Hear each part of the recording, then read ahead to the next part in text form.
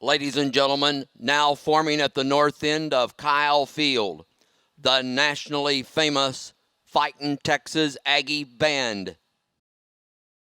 My name's J.O. Brewer, class of 1981. I'm the Senior Associate Director of the Fightin, Texas Aggie Band. The primary reason I came to Texas A&M University, it started when I was 10 years old, when I picked up my first trombone. And my parents had met Colonel Adams on the campus. And they told him of this little boy at home that had just started playing the trombone.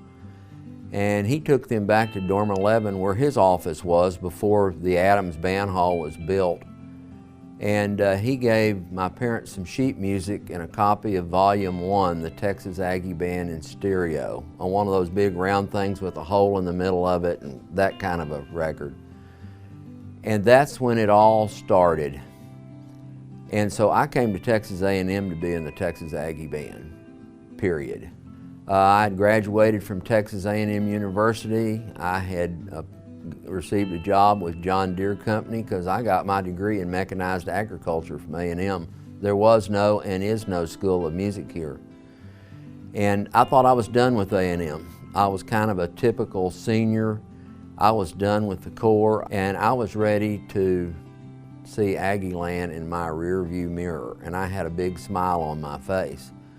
But it was graduation day, my parents were here, we were headed to G. Raleigh White Coliseum. I had my midnights and all that stuff on. And some guy runs out of the dorm and says, "Jay, Colonel Haney's on the phone.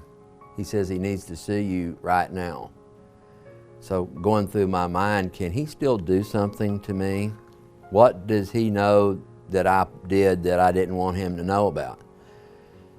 Well, I had to go to graduation, so after graduation, we go back over. My parents are standing out in the breezeway. I go into the band director's office, and he tells me of this really sad story that Joe McMullen, we called him Major Mac, was the associate band director, got some bad news from his doctor.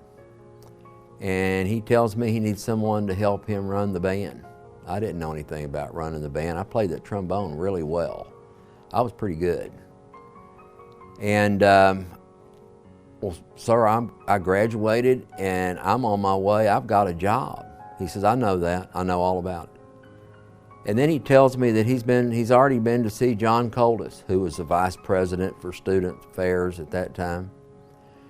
"And we have you a job here. I just need you to think about it." I was not a commanding officer. I didn't qualify to be a Ross volunteer. I wasn't a drum major and I wasn't on the bugle rank. I had a 2.4 and I was a right guide line senior, both in my unit and in the band. And, but I sure did have a hell of a lot of fun. I tell my parents about it, my dad is furious. My dad said, "I just paid $12,000 to educate you at Texas A&M.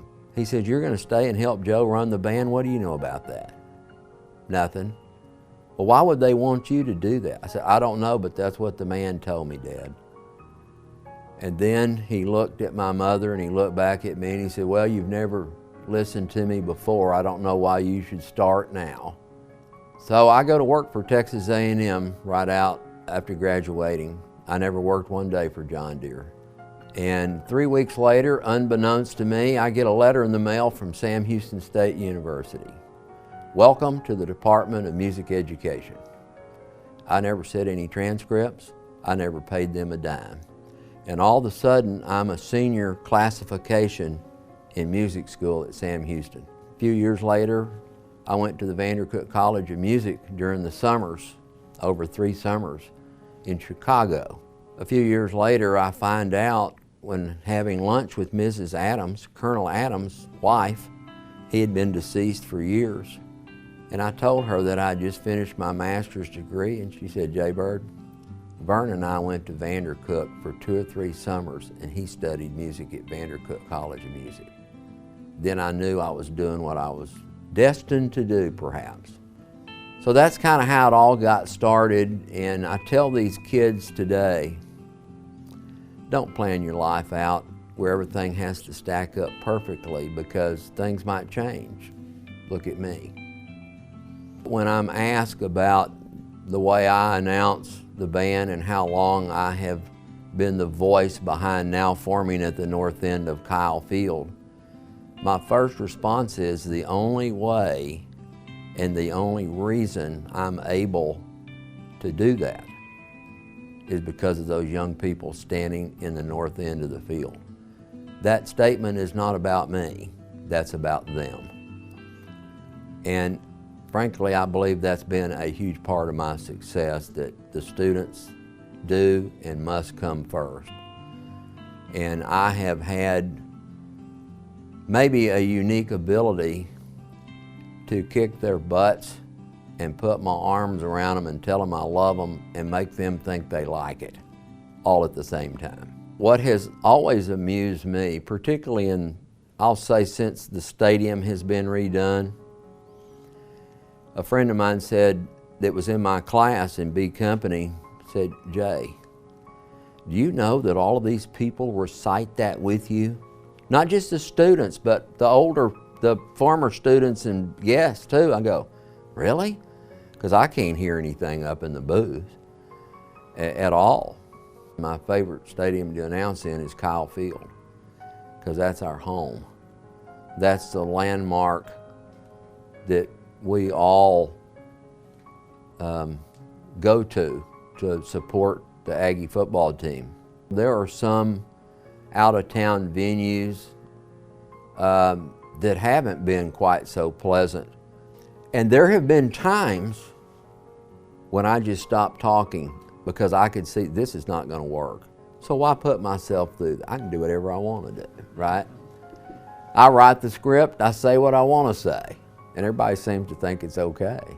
I could be anywhere. We were at Disney World with our family. I might be in San Antonio at a band directors convention. I might be standing in line ordering food, and someone will come up to me and they'll go, "Yeah, that's me." And they'll go, "My God, I can recognize that voice." That's either a good thing or a curse. I don't know. I can't get away with anything. I believe Texas Aggies, no matter what they end up doing after graduation, they need to go out and do it with integrity, and they need to be passionate about what they do, or they need to go do something else because life's too short. I have been very blessed and very honored to really never have to have worked a day in my life. But I'm ready to move on now, to do something else. I don't have any idea what that is, but I'm gonna do something. I'm not a sit-at-home kind of guy. I can only mow so much grass, and I can only clean the flower beds so much. But I'll find something I'm gonna do, and from afar, I'll still be a big admirer of the Corps of Cadets and of the Texas Aggie Band. And I'm proud to have been a part of all that, starting as a freshman member in 1977. That's 43 consecutive football seasons, if you wanted to count it out. I have. Every story I tell, everything I say, it always comes back to one thing: the people. That's what this whole thing is about. The whole thing, being a Texas Aggie, it's about us. It's not about I. And I feel pretty strongly about that. You know, who would have thunk a little guy from Channelview, Texas, who was pretty much a mediocre student, I guess, particularly by today's standards, a line senior, would end up getting to do that my whole life. That's all I've known. That's all I've ever done. And it's a very unique story. It's my story, and I'm very proud of it. For the past 40 years as a voice of the Fightin Texas Aggie Band, this is Colonel J.O. Brewer, 81, signing off.